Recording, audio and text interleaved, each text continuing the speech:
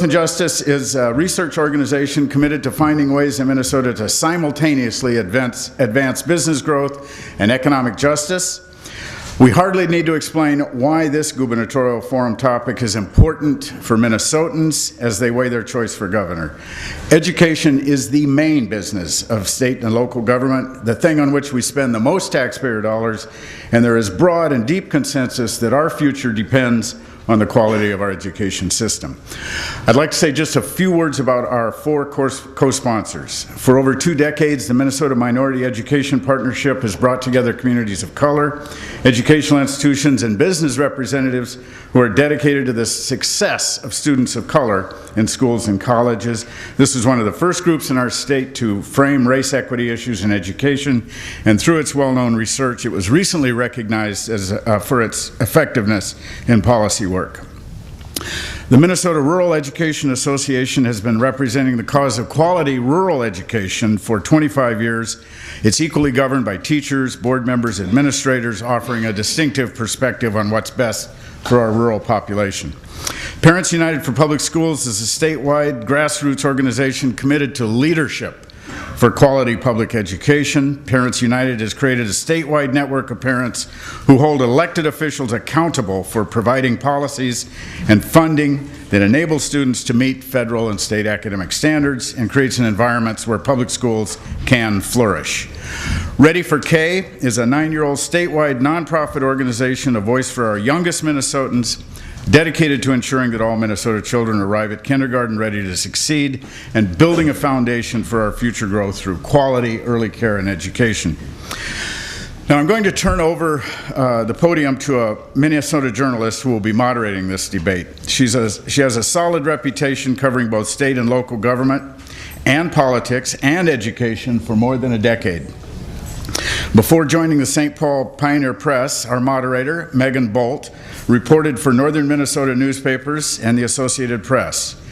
She's worked both the education beat and the state capitol coverage, which gives her just the right expertise and perspective to moderate this debate. She was a key member of a team of reporters who won a coveted PREMAC award for a series that examined successful schools in poor urban neighborhoods. She has the added experience of parenting a 10-month-old child, Claire. So Megan knows a few things about early childhood as both a policy analyst and with hands-on perspective. Megan will moderate this forum, set the simple rules of engagement, and we're thankful that she could take the time to do this community service. Megan, take it away.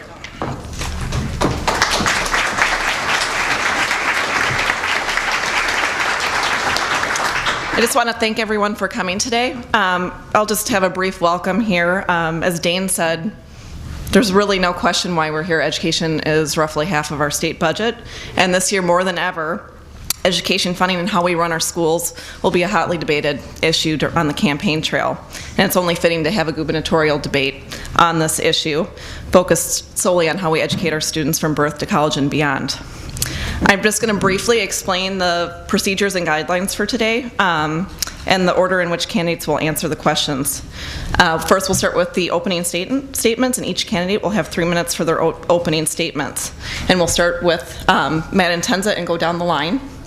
And then we will have the question portion. And basically what that'll happen, Mr. Horner will start, and we'll go down the line and rotate who starts the answering of each question from there. And each of you will have 60 seconds to respond. And we have reminders here for the 30-second mark, and we have a stop sign. And I'll allow you to finish your sentence, but then politely remind you that your time's up if you go over. After we go through the questions, each candidate will have a follow-up question. And after the follow-up questions are asked, each candidate will have 2 minutes for a closing statement. And then I just have a few reminders. I want to remind the audience to refrain from clapping and booing and anything like that. Just try to, keep some respect here and let the candidates answer their questions. And basically, I chose the questions to cover a wide range of education issues. And these came from the co-sponsoring organizations. And with the exception of the follow-up question to each candidate, the questions were shared with the candidates ahead of time. So just so everyone knows that. And now I'll just begin with some brief introductions of our candidates. We have DFL candidate Matt Entenza, Independence Party candidate Tom Horner, DFL candidate Mark Dayton, and Independence candidate Rob Hahn. And now I'm going to let you guys make your opening statements, and again, you guys have 3 minutes to do that. Mr. Entenza? Well, thank you, Megan. I want to thank all the sponsoring organizations, and I have a place in my heart for think tanks, Dane, so I'm particularly glad to be invited here by Growth and Justice, but all of the various education groups. I know a lot of you, but for those of you who don't know me, let me tell you why I'm running for governor. I'm not running for governor because I read a book in class one day and said, boy, it would be really fun to run the state of Minnesota. I'm running for governor because I grew up in Minnesota at a time when, even though I was in a poor family, even though I lost my father to alcoholism when he left us when I was 15, even though I come from a family with, let's face it, an obscure name. Entenza is not an Anderson or a Johnson. I got an opportunity. I got a family and a community that rallied around us when we went through tough times and we lost our home, when we didn't have health care, and when our situation looked pretty bleak. And I had a great public school in Worthington, Minnesota, a school and teachers who gave me real opportunities. And it made it possible for me so that I could go to college, even though I wasn't sure I'd be able to do that. And I was eventually able to go to the University of Minnesota Law School, which was an extraordinary privilege, to become a white-collar crime prosecutor, to become an assistant attorney general, where I could go after telemarketers, which, let me tell you, it's a lot of fun, going after telemarketers. To have the opportunity to become a leader in the legislature, where, amongst other things, I was able to pass the Do Not Call bill, to take on Tim Pawlenty. And in 2005, when he forced a state government shutdown, to force the only time when the governor was forced to sign a bill to raise real revenue and help our schools. Because I have never forgotten where I came from. Coming from a small blue-collar town that relies on meat packing and that hangs out there on the edge of the prairie. And I'm running for governor because I look at our schools now and I see a state that is not creating the opportunities in the future for our kids, where our little towns bluntly are dying. And we're here in Minneapolis-St. Paul. I go to a lot of our schools and I see an achievement gap that is unrivaled anywhere else in the country that has to be dealt with. And so we need new leadership. And this last week I laid out an education plan that deals with the budget realities that we have because of the terrible deficit that's in front of us, and a capital culture that didn't take care of it this last session. And during the course of this discussion, I want to talk about my plans for education. But the biggest thing I want to let you know is that Minnesota's been a place where great education has led a state that's had great job growth, and it's been a place that people have wanted to move and to live and to stay. And if we're going to make sure that Minnesota is that kind of place, we have to have a great education system. Thank you, Tom Horner. Well, thank you very much, and thank all of you for coming out on a Tuesday morning to talk about one of the most important issues that Minnesota faces. I'm running for governor because I think Minnesota is a great state that needs to do a lot better.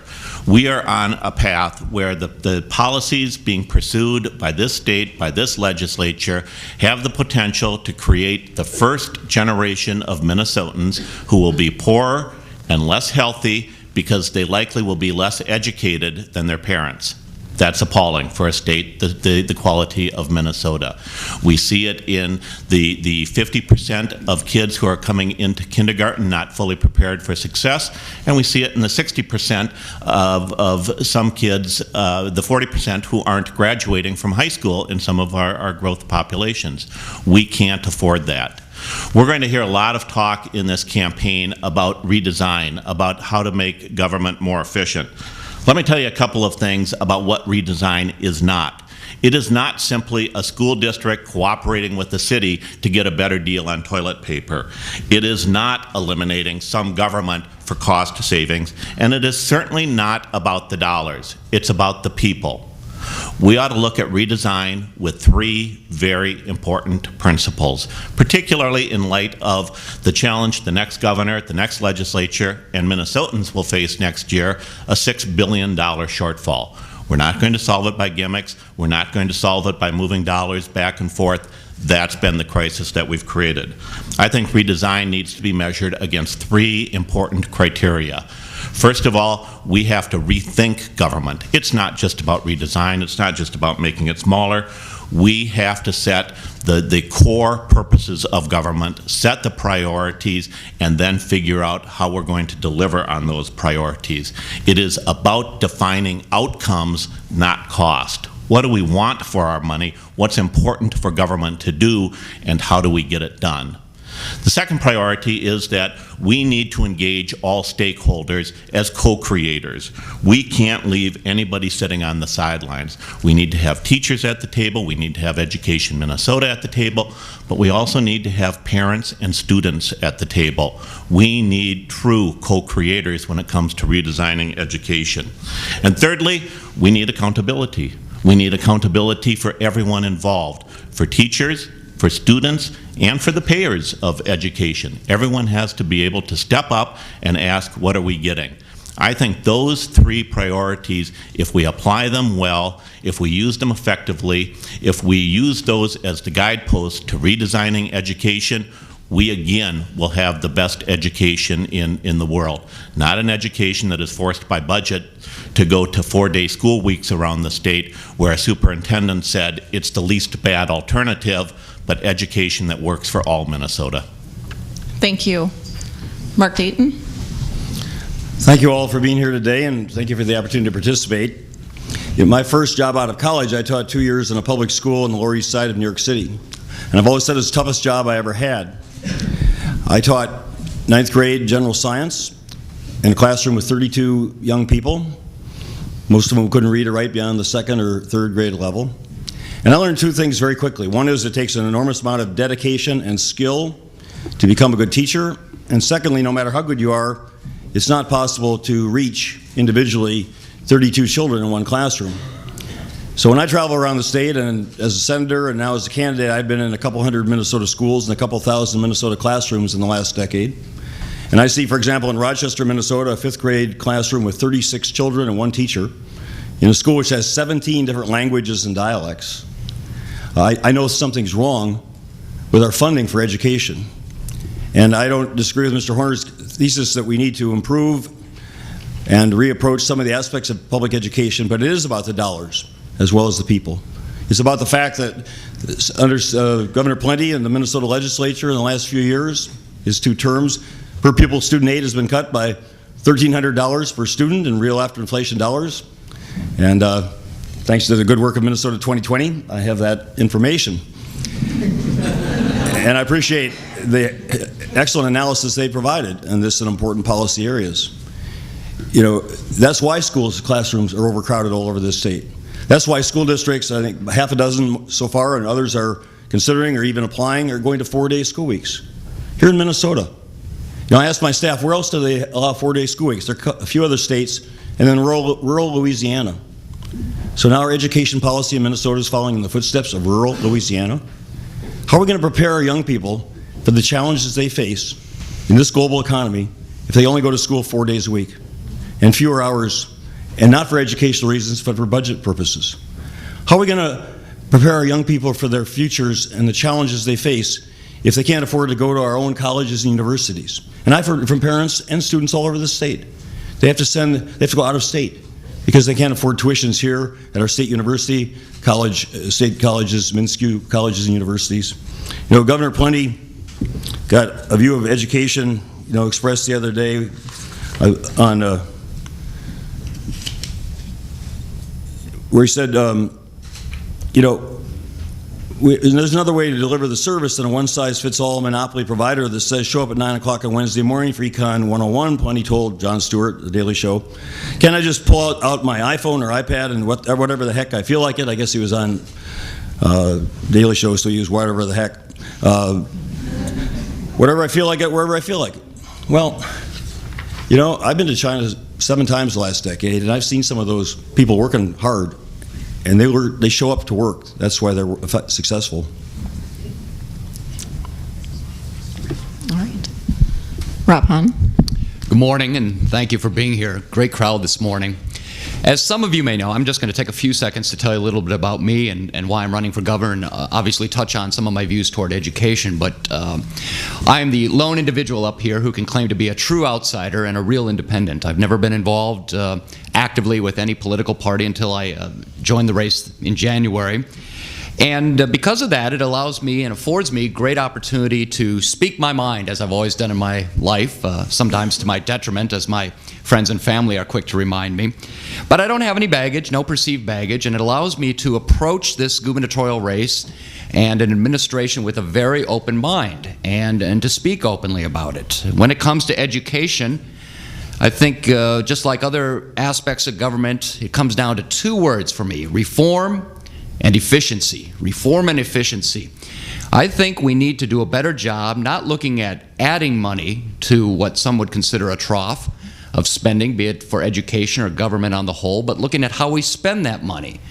And I respectfully disagree with some of the comments that have been made here. I think education needs to be looked at more as a business of educating our kids, of making sure they get what they need, of making sure that we're using the money that's allocated to whatever form of education, K through 12 or higher ed, and making sure we're using it appropriately.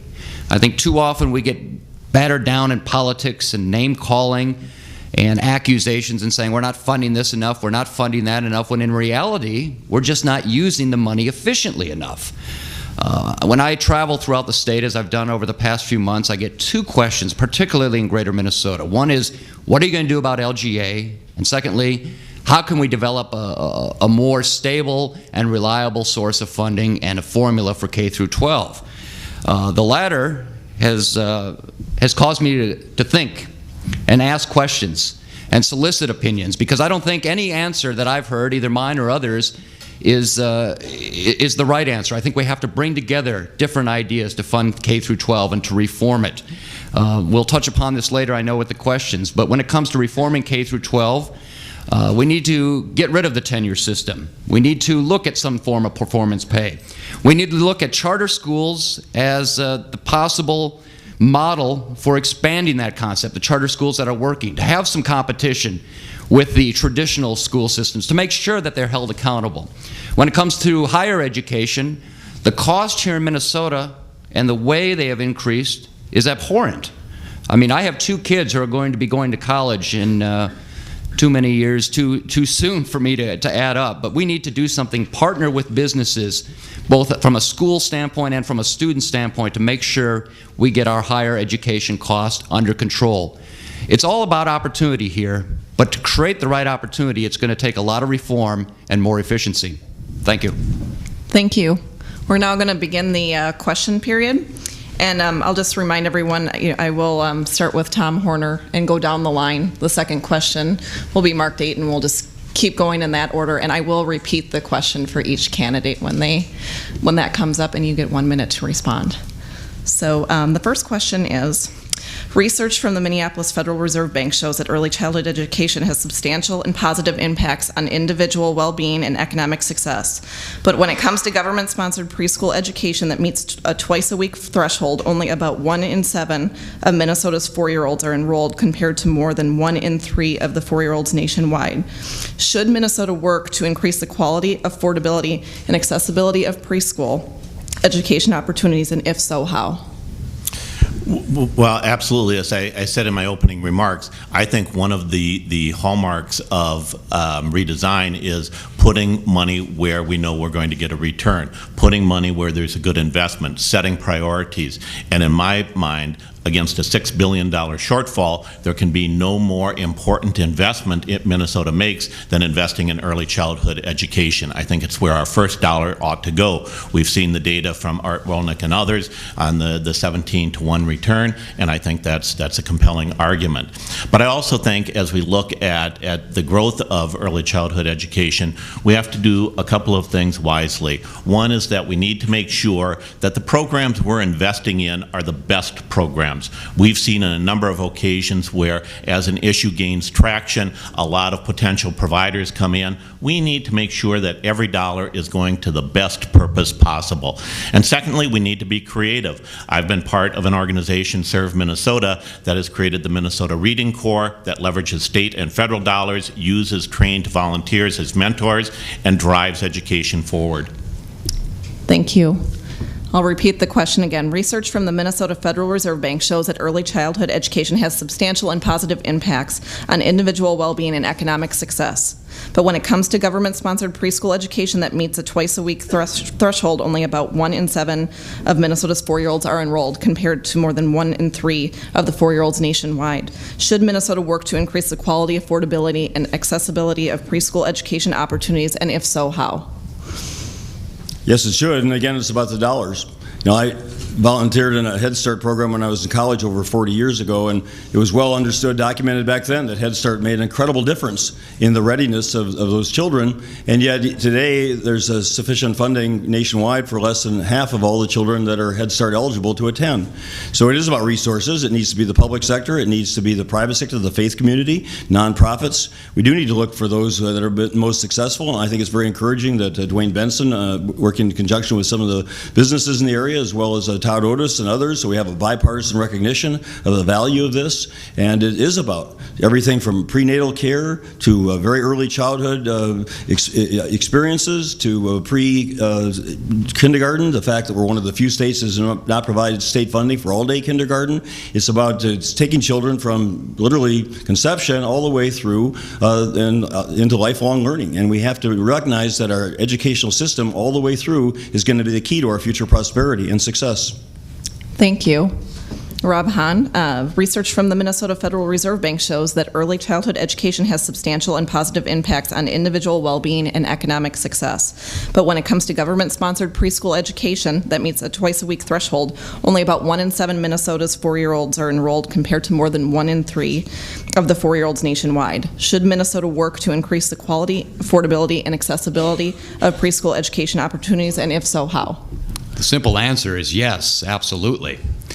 The more complicated answer, and I want to echo what both Mark and Tom said, is that we need to look at where we're spending it now and do an analysis of what's working. Identify those programs that are successful, look at how they're being funded, and try to create more like them. Conversely, I think we have to look at some of those, frankly, that might not be working right, that may be getting government funds but just aren't producing the results. We need to be results-driven, even with pre-K through 12 education, because if we're not results-driven and people aren't held accountable, then we're going to run into just a money pit where more money is being thrown. And not everything needs to be government funded in these situations. I like the idea that Mark suggested about being creative, working with private partnerships, working with churches and other faith-based outlets to find ways to utilize talents of individuals and make sure that we're investing not just money, but time and people into these types of education.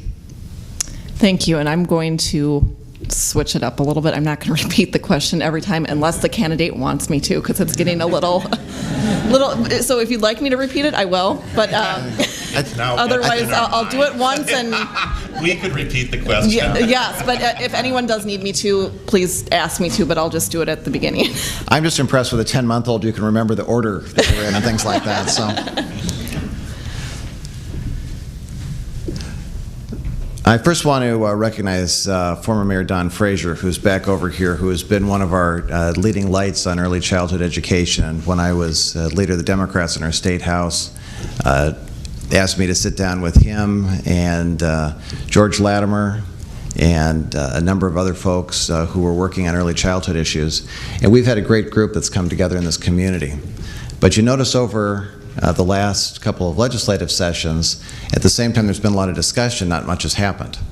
And that's where it gets to the priority issue in the question. We've had a governor who has believed the way forward is slashing. And when you cut, you don't move forward, you move backwards. So my priorities are going to have to be this. With a $6 billion+ deficit, you have to solve that first. You can't promise to spend money on these things unless you solve the deficit, and I've laid out a plan to do that. Then as we get the economy going, and I believe the clean energy economy is a quick way to get the economy going and get new jobs going, you have to decide where to invest, and I believe early childhood along with K-12 and higher ed are the first places we need to invest in the state. Thank you. We'll move on to the second question. And we will start with Mark Dayton. Minnesota has some of the widest and most persistent achievement gaps in the nation. With demographic projections showing a decline in the number of white students and an increase in students of color, Minnesota's graduation rates, test scores, and education attainment levels will decline unless more students of color succeed in school. What, if anything, should Minnesota do to reform education to narrow the achievement gap and improve educational outcomes for the students of color? Well, it's a multifaceted approach, and 60 seconds doesn't allow for that, but take one area. We should throw out most of the testing in No Child Left Behind, which I opposed in the Senate, and we should replace it with the kind of diagnostic testing that is being done in schools, where they do a 1-minute reading out loud diagnostic test at the beginning of the school year, first week, identify the below grade level readers, and especially second, third, fourth grades, those critical reading years, provide individual approaches throughout that school year. In the schools where they have the children stay in the class for the entire year, they're reporting 80 to 85% of those children are reading above grade level by the end of the year. That's the kind of a focused on outcomes. It's individual attention that these children need, and you combine that with what we talked about in the first answer about starting at birth and working all the way through those early years to help children overcome whatever social economic disadvantages they face and become successful in those early years, which are so critical. Thank you. Rob Hahn. Well, this clearly is not a one-size-fits-all solution by any means, and to the contrary, we need to be much more creative. I would like to see, the ability to go into these school districts where there is a wider gap and look at the students who are succeeding there and find out why they're succeeding, especially, people of color and other backgrounds, and look at the types of programs that are enabling them to succeed. I think we have to look very specifically, without getting too varied with the programs, but look specifically at what motivates people, students, what gives them reason to want to succeed, and then use that as a model. That's one thing I haven't heard discussed much when I go around the state, and I frankly don't have the specific answers or ideas, but I think it really comes down to looking at the different school districts and learning from them, learning from the teachers and the students, and base it on where the successes have been instead of pinpointing the failures, and work that way. Thank you. Mr. Entenza. One of the reasons why Robin Robinson agreed to join my ticket as Lieutenant Governor candidate is, first of all, she grew up in South Chicago, so she knows what bad schools look like. She has two parents who are teachers, and so she saw what good education could look like. And she and I are going to focus heavily on the achievement gap, which is why I brought up this issue in my introduction. There's a number of things that we need to do. We need to dump No Child Left Behind. No Child Left Behind is not about accountability. It's phony accountability, about labeling schools, calling them failures when they may or may not have difficulties, and instead, I believe, is just a push towards vouchers, which I oppose. Instead, I believe we need real accountability, which means dumping tests like the MCA2s and having a single growth model test so we can see how kids are actually achieving, and then focusing on the achievement gap. And that means things like setting up a state clearinghouse of best practices, because we've got some great charter schools doing good things with populations that are having difficulty learning, but no one would ever know. We need to be able to share what they're doing and share what other schools are doing. We need to use distance learning better, and we need to be focused. Focused. Thank you. Tom Horner. Well, thank you. And the fact is, we do know what works. We know what the barriers are. We know what the solutions are. The challenge is, do we have the political will? Do we have the leadership to implement those kinds of solutions? There's no magic here. We need more interaction between teachers and students. We need to make sure that we're dealing with the problem of kids being forced to move 4, 5, 6 times in a school year because of poverty. We need to address the underlying drivers like poverty. We need to make sure that we're tracking those kids as we address poverty, as we create well-paying jobs in the private sector for their parents, that we're tracking those kids. We're making sure they stay at grade. And thirdly, we need to fix the healthcare system. You cannot have a kid coming to school in poor health, hungry, and expect that child to learn. There's the achievement gap. Again, we know what the problems are. We've got to set priorities and commit ourselves to true redesign, not just to tinkering around the edges. Thank you. We'll move on to the next question. A number of reform issues have been discussed and will continue to be discussed. How do you feel about these reform issues, particularly principal and teacher evaluations, alternative pathways to teaching, teacher tenure, and tying teacher salaries to student performance. Start with Rob Hahn. I support all of them. Maybe not in raw form, but I think we have to make our teachers and our principals and our district officials accountable, much more accountable. In terms of tenure, I think at the K through 12 level, tenure is a joke. I mean, let's face it, it's intended to protect, in my mind at least, it was intended to protect academic freedom. At the higher education level, we don't need it at K through 12. It's just it's a license for being lazy and unproductive, and then to be protected by it. Alternative licensing, I think, definitely has its place in our districts, not as a replacement of, but a complement to what we have right now for licensing. And when it comes to performance pay, I definitely support it. I don't know if salary should be part of the formula, but I think we could look at it like a bonus and make sure that we have the right way to judge a teacher's performance. And that's the tricky aspect for sure. But I think we could do something as simple as have the students take a test at the beginning, middle, and end of the year. And if we're seeing progress, then that teacher should be eligible for a bump in performance pay. Thank you. Matt Entenza? Well, where to begin after that last one? Let's start with tenure is not a joke. Tenure is an important part of our system, and it's part of a balance, but it requires, amongst other things, that principals and school boards engage in evaluation. Kent Bickel, who is, I believe, sitting back over here from the University of Minnesota, former deputy superintendent in St. Paul, is leading a great project at the university, working with principals to make sure that we have good, solid evaluation. And he's one of the people, if we're lucky enough, we ought to be dragging out of the academia and back into state government to help lead a process of rigorous evaluation and accountability. But that doesn't mean dumping tenure. Instead, what it means is that we have to develop partnerships with our teachers, and we need to focus on the real bottom line, which is our kids learning. And running around vilifying teachers or vilifying principals or vilifying public schools is not the way to do that. That's the road that people have been using to push for vouchers and for privatization. Instead, we need to focus on our kids learning, set up the systems to do that, and focus on that. Thank you. Tom Horner.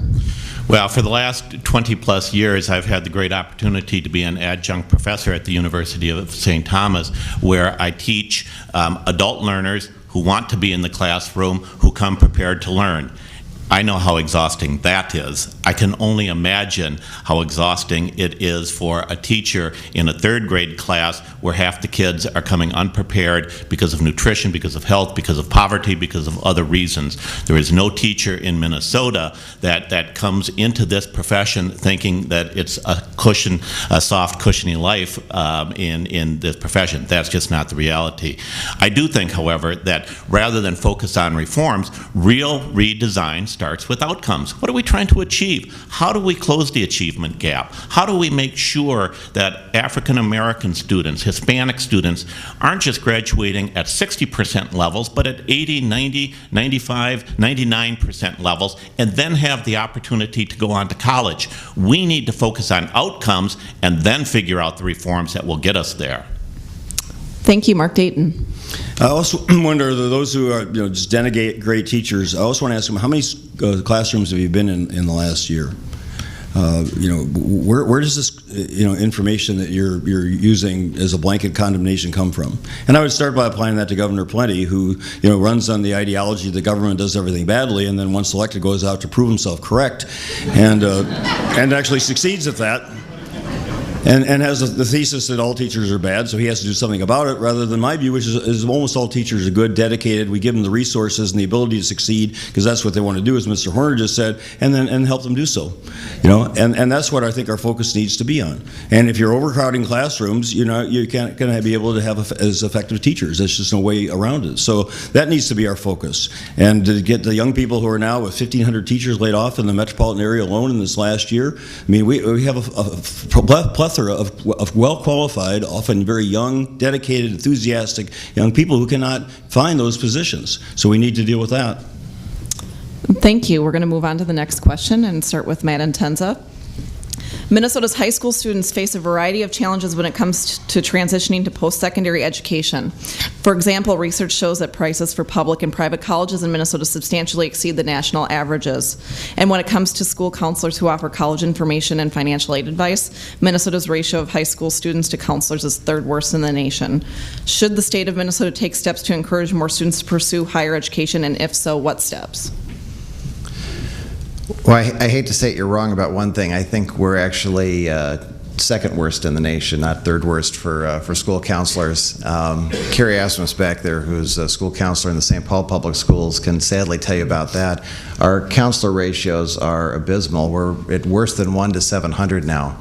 And given the challenges that our counselors face, I mean, it's bad enough having 30, 40 kids in a classroom. Imagine trying to help kids in crisis and then provide career counseling to 700 plus kids in a building, and sometimes even more. I'm proud that as a leader in the legislature that I was the leader along with the school counselors in saying that Minnesota had to do better there. And part of the education plan that I released this last week is that Minnesota would step up in counseling, because that's part of what kids need. The education plan I released last week, amongst other things, said to get a high school diploma, a young person would have to apply, they wouldn't have to go, but have to apply to a post-secondary institution, because we need to get them thinking about vocational or other steps they should take. And then when it comes to tuition, Minnesota's obviously out of whack because we've slashed and burned our higher education, and we need to reinvest. Thank you. Tom Horner. Well, I think there are a number of things we need to do. Chuck Slocum over here has been very involved in mentoring. We need to make sure that we're using older adults to help younger people in Minnesota understand what they need to do to be prepared for college, so that they're going into college prepared. We need to figure out how to use 11th and 12th grade more effectively. Allow those kids who are ready for it to take college level courses, to provide more AP opportunities so that kids can start to take the college level courses in high school as they get ready for that transition. We need to make sure that our K-12, by investing in early childhood education, is preparing children when they graduate for whatever the opportunity is that they choose. I think we also need to look at the state budget. We ought to take research dollars and fund them separately as a separate line item at the University of Minnesota, because that has state value, that has business value, that has job creating value, but it also allows the university to put more money into student tuition. And lastly, we need to move more money to fund students, not just institutions. Thank you. Mark Dayton. The American Enterprise Institute recently compared tuitions at public and private colleges, universities across the country. The University of Minnesota's tuition is 50% higher than the state universities of our surrounding 4 states, and it's 1/3 higher than the next highest state, which is Wisconsin.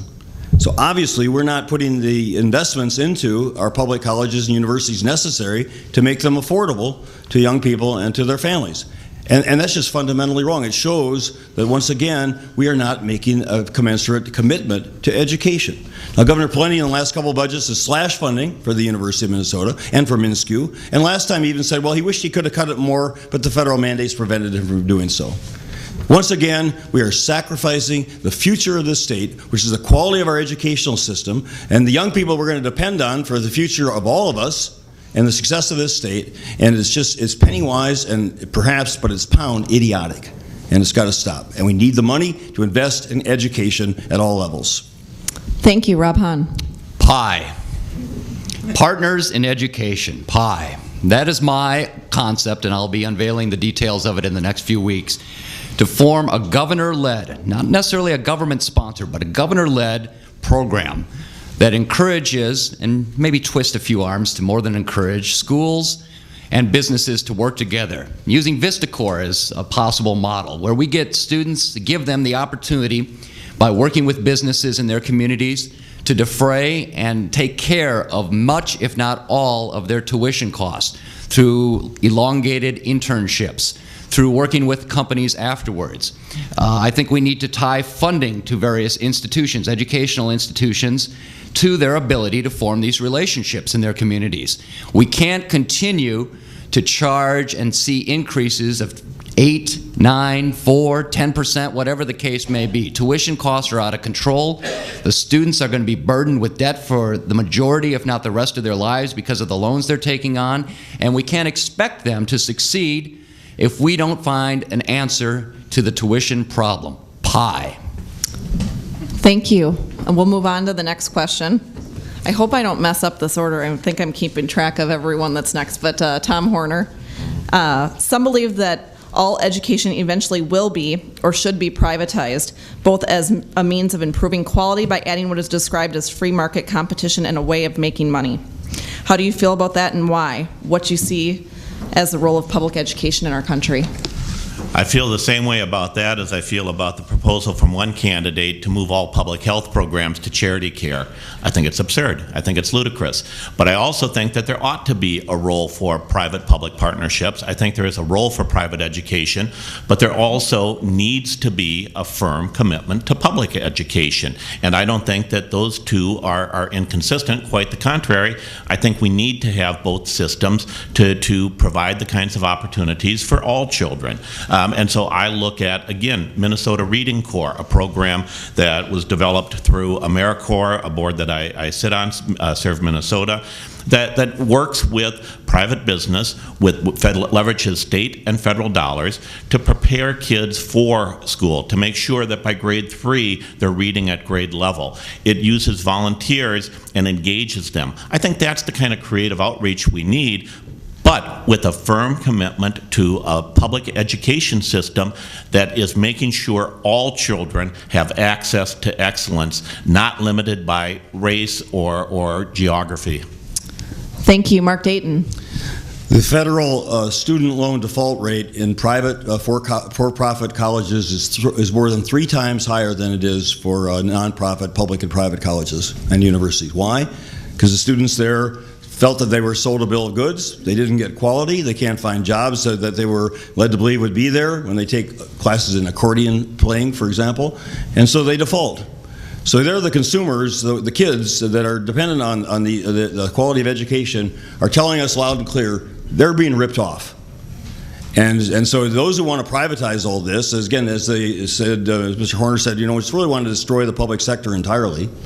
And as I said before, believe government does everything badly and then go out and prove themselves correct, are just fundamentally overboard and want to carry this society to an extreme. Public education is the foundation of our society. It's part of the great assimilation process. It's where everybody gets a chance, and they need to have a good chance, an equal opportunity to succeed. That's where our investment of public resources ought to be in the public sector, colleges, universities, K-12. Thank you. Rob Hahn. Just a small clarification. I think Tom is referring to my idea for a state-run hospital and clinic system when he refers to charity care. But he doesn't listen closely when I say an alternative to, not a replacement of, our current system. I just want to make sure that's clear. When it comes to education and privatizing it, as much as I'm pro-business and pro-competition, I hesitate to support privatizing all of education. Instead, what I would like to see is, as I mentioned earlier, creating or using successful charter schools as models and expanding those concepts more.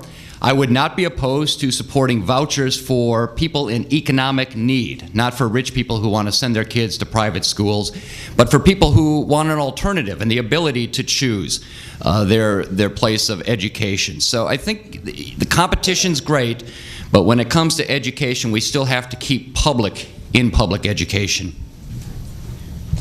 Thank you, Matt Entenza.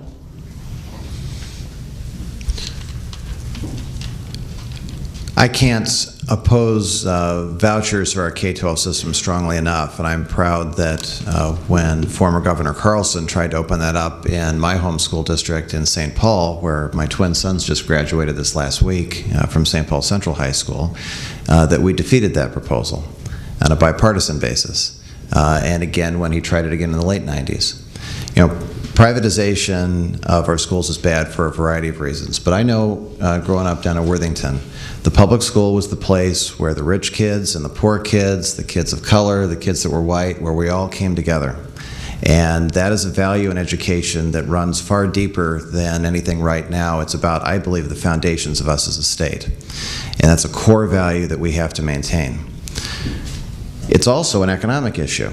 Rob, you're not saving money when you start handing out vouchers to folks, because now all of a sudden you're helping to fund another system.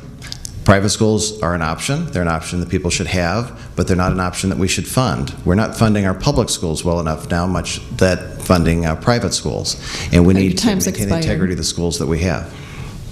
Thank you. We'll move on to the next question and start with Mark Dayton on this. Following a decade in which education funding has not kept up with the rate of inflation, would you pursue increased funding for education? If so, what specific revenue sources? Raise taxes on the richest Minnesotans. Make them pay their fair share of taxes.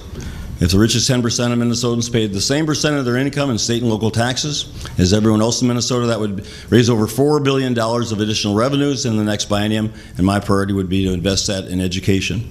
And this is the crux of the whole debate and this election, is are we going to put our money where we say our values and our priorities are? Is our priority to protect the rich from paying their fair share of taxes? Or is it to have 5-day school weeks, quality education, affordable higher education? And if without raising the revenues, all the rhetoric and all the good intentions and ideas, frankly, just disappear. It is about the money. It's about more than that, but it is about the fact that we have cut funding for education in real dollars relative to needs, relative to other states over the last decade, and that is a prescription for disaster for this state. As a state economist, state demographer, tell anybody who will listen. Education has been the key to our past prosperity. It's the key to our future prosperity. We have to invest the dollars in education, or we fail to do so at our peril. Thank you, Rob Hahn.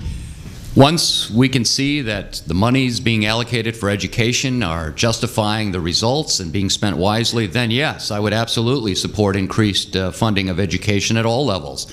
And there are two ways I'd do it. I want to support and echo what Mark said about raising taxes on what I like to call the so-called uber rich. The state has been very good to those individuals, and I think it's time that they share just a little more of the burden when it comes to taxes. Secondly, as I outlined last week, I have proposed that we expand gaming here in Minnesota to include riverboat gambling, gaming that the state could see a profit from.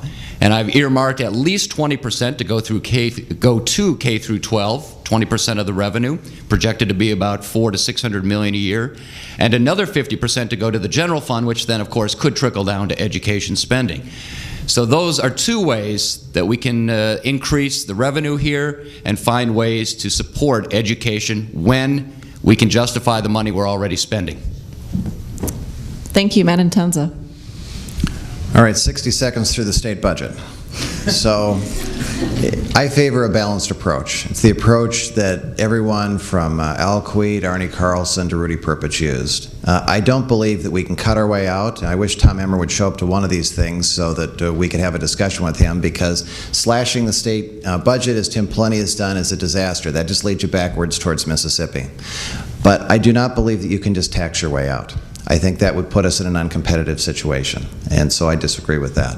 I think we need about a third in taxes, a third in deferrals, a lot of which we're stuck with because the can got kicked down the road with the monstrous school shift, which was way too big this year, and we can't pay it all back. And then we're going to have to make some dramatic cuts, and I've laid out a plan for that as well. I would raise the revenue at the high end, but I don't think that we should raise taxes at the high end back about where we were in 1998.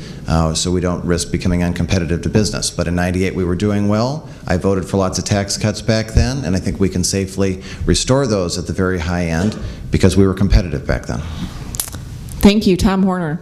Well, Matt's absolutely right. I mean, you have to start with that number, $6 billion. That's the shortfall, the minimal shortfall that the next governor and the people of Minnesota will face next year, and we have to be thoughtful about that. It's why I chose to run as an independent. I think looking in the next 4 years, it is only an independent that can bring all the stakeholders together, can get everybody sitting at the table, not to ask how much, but to ask what for. What are the outcomes we want? We need to start with what makes Minnesota a great state, who are the stakeholders, get them all at the table, and if it's a good idea that comes from Matt Entenza, by golly, we're going to have Matt at the table and take his good idea, and if it's a good idea from Tom Emmer, we're going to say, what? And then bring Tom Emmer to... and then we're going to bring Tom Emmer to the table. You know? But that's what an independent governor needs to do. That's what we need to do in the next 4 years. We need to make sure that the next governor has the political courage to make the tough choices so that we protect those core assets of Minnesota and move the state forward. Thank you. We're going to move on to the next question. And we'll start with Rob Hahn. The U.S. Supreme Court has long ruled that undocumented minors have a right to a public K-12 education. Would your administration support the ability of these students to access and afford public higher education? Why or why not? Yes. I don't think we can punish kids for being here under certain circumstances that they probably had no control over. I think the governor needs to work with senators and representatives here in the state to make sure that on a federal level we push for a comprehensive immigration reform policy. That's the key. We look at what Arizona's done. It's despicable. I think, I know this country was built on the backs of immigrants, and we need to do all we can to protect those who are here illegally, and that includes education. I think this, by looking at a comprehensive Immigration Reform Act, we can solve a lot of these problems, grant essentially asylum or give the ability for those who are here illegally to become U.S. citizens and tighten up our borders at the same time. That's the key. That's the main point, and that's what we need to do. But I would absolutely support people who are here illegally and their right for education K through 12. Thank you, Madam Entenza. I'm looking at my old friend, Representative Carlos Mariani, who's back here, who's head of the Minnesota Minority Education Partnership, and I'm proud to have been on his board in the past, and they do marvelous work on a whole variety of issues. And I know I agree with him on these issues. But let me take it from maybe a little different perspective, because I spent a lot of my career before I got into politics in law enforcement as an assistant attorney general, and then I became an assistant Hennepin County attorney, where I spent most of my time putting people in jail. If you want a crime problem, then don't educate. That's the best way to get a big crime problem. If you want to make sure that we create a permanent underclass in our society, then let's not deal with the achievement gap. Let's block kids' access to higher education. And yet, what we're doing it now is through stealth. We're doing it by slowly eating away at the heart of our public school system, which goes even beyond the scope of this question. And that's why, as governor, education is my top investment priority once we prudently solve the deficit. And then I have a growth strategy with a clean energy economy, and then we reinvest in education. But we can't be leaving kids behind. Thank you. Tom Horner. I can't imagine how any Minnesotan couldn't walk down Lake Street, University Avenue, Payne and Arcade, and not be impressed with the spirit of entrepreneurialism that they see on those avenues in places like Worthington, Albert Lea, places around the state. New Minnesotans investing in businesses, creating economic opportunity, investing in their neighborhoods, building stronger communities. We ought to be celebrating that. We ought not to be using that as a political wedge. We ought to be celebrating new Minnesotans because they are the future. We need to be open to that kind of spirit of entrepreneurialism, that kind of spirit of community investment to build stronger communities. And I think that without question, one of the avenues to build on that is education. We need to make sure all Minnesotans have access to outstanding education. Thank you, Mark Dayton. I was a co-sponsor of the Federal DREAM Act every year it was introduced in the U.S. Senate, and I would champion that in Minnesota as well for the sake of undocumented children and young people who are in this state, and also for the sake of all the rest of us. We want all of them to succeed, and we know that if they get a good quality higher education, that they will be earning 25 to 50% more than they would if they were denied that education. And not only that, does that mean they will be more productive and successful citizens, which we want for them, but it also means that they will be able to make even more significant contributions to the well-being of everybody else in this state, particularly with an aging population and the demographic reality being there are fewer people then in the workplace to support that population. All of us of my generation should absolutely want everyone in the following generations to receive the best possible and the most education, and the DREAM Act is one critical component to achieving that goal. Thank you. We'll move on to the next question. and that's with Matt Entenza. Good, I'm keeping track. Language diversity continues to grow in our K-12 public schools, with more students enrolling whose first language is one other than English. What strategies would your administration employ to ensure these students can gain academic knowledge while learning English? Would your administration support multilingual skill development of all students? Well, I think all of us recognize that it's not just for the kids who come in to our schools who come from families where a language other than English is their first language. For those of us for whom English, or at least Minnesota English, is our first language, we want our kids to have other languages too. And it's a travesty in most of our public schools now, at the elementary and now often the junior high levels, there is no language instruction. I wanted my kids to get language instruction. We were lucky we could afford Concordia language camps. Most folks can't do that. But it means more than just making sure language instruction is available. It means we need to have teachers, right, Carlos? We need to have teachers who come from different cultures and backgrounds and who understand that. And that means having a governor who's going to work hard to make sure that we get that diversity of our teacher population. And then that kids are ready for higher education. It starts with early childhood education, because obviously the best way to make sure kids are ready to learn is that we have strong early childhood education. But you have to have an economic plan to grow, and that's a big part of what I'm going to do as governor so that we can drive those resources into education. Thank you. Tom Horner. I think that one of the great lost opportunities over the last year or two for the state of Minnesota is not to be fully invested as a partner with the wonderful work that the Bush Foundation is doing with its 10-year commitment to recruit and train teachers who are better prepared to deal with the cultural diversity of Minnesota today, to get the best and the brightest college graduates to come into education and then be prepared to teach, and to teach the student population as it exists in Minnesota. The state ought to step up with that to say, how can we partner? How can we build on that? I think also this question gets to the need to have lifelong learning for teachers, not just for all of us outside the classroom, but for teachers, so that we're able to make sure teachers are adapting to their changing classroom, to the changing population, and that we rely on teachers for their content, not just for their content expertise, but for their instructional expertise, that we use teachers as teachers and trust their judgment in how to better convey the information. Thank you. Mark Dayton. The public school I taught in New York City 40 years ago had 4 different languages. And I said before, the first year I was struggling to learn how to be an effective teacher. The second year I came in better prepared.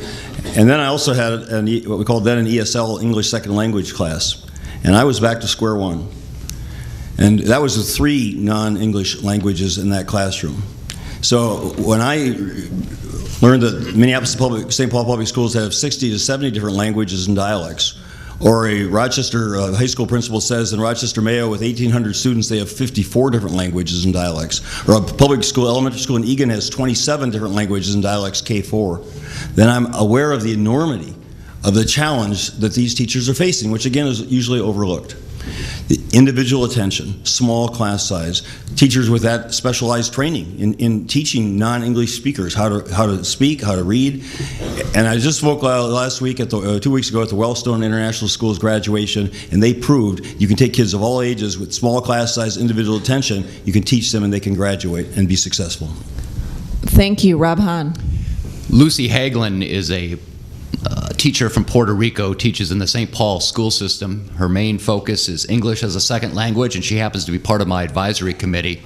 She's taught me more than I ever thought I'd learn about English as a second language. And to answer the question very quickly and simply, yes, we do have to do more to encourage programs like she teaches, to make sure that we can provide kids who are coming essentially from other countries and speaking no English. You know, as she tells me, she's had a number of students show up and they can't speak any English at all. We have to make adjustments. We have to provide. We've got to make sure that they can assimilate, however gradually, into the school system, into society. And English as a second language is very, very important. And as governor, I'll continue to support the expansion of those programs.